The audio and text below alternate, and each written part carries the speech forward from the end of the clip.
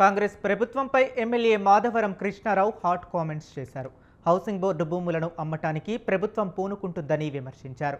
5,000 కోట్ల విలువ చేసే భూములను అమ్మటానికి సర్కార్ కసరత్తు చేస్తుందని మండిపడ్డారు. కూకట్పల్లి అభివృద్ధి పైసా నిధులు ఇవ్వని ప్రభుత్వం భూములు ఎలా అమ్మేస్తుందని ప్రశ్నించారు. రెడ్డి గారు మాకున్నటువంటి ఐడిపిఎల్ ఎంప్లాయీస్ ఆ రోజు IDPL employees 163 survey number 145 survey number ఇవన్నీ కూడా నేను రెగ్యులరైజ్ చేస్తాను. ఆ రోజు ప్రభుత్వం ఉన్నప్పుడు మా దగ్గరకు వచ్చి చెప్పడం కూడా జరిగింది. మరి ఈ ప్రభుత్వం వచ్చిన తర్వాత మా సర్దార్ పటేల్ నగర్ గాని, మా సిబిసిడి గాని, మా వసంత నగర్ గాని, ఎన్ఆర్ఐ కానీ ఇవాళ మీరు రిజిస్ట్రేషన్ ఆపింది, పర్మిషన్ ఆపింది వాస్తవం కదా?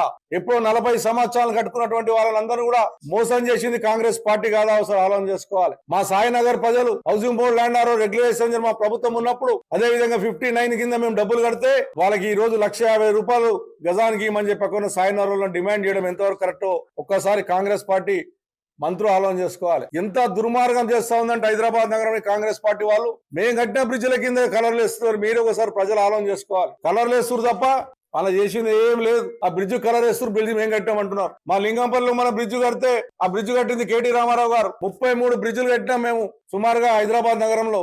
కింద కలర్లు వేసి ఒక్క బ్రిడ్జ్ కన్నా శంకుస్థాపన చేశారా? మంచినీళ్ళు లేక 2 ఏళ్ల నుంచి మీ ప్రభుత్వం వచ్చి మంచినీళ్ళు లేక ట్యాంకర్లు కొనుక్కునే సందర్భాలు చూసాం. ఇవన్నీ కూడా మీకు చాదగాక ఉన్నటువంటి గవర్నమెంట్ ల్యాండ్లు అమ్మేసి ఇలా ప్రజల సొత్తును అమ్మేసి నేను పొగిరెడ్డి శ్రీనివాస్కి డిమాండ్ చేస్తా ఉన్నాను.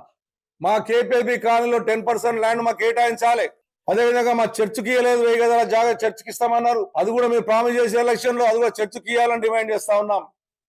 పొగిరెడ్డి శ్రీనివాస్ రెడ్డి గారు మాకున్నటువంటి ఐడిపిఎల్ ఎంప్లాయీస్ ఆ రోజు ఐడిపిఎల్ ఎంప్లాయీస్ 163 సర్వే నంబర్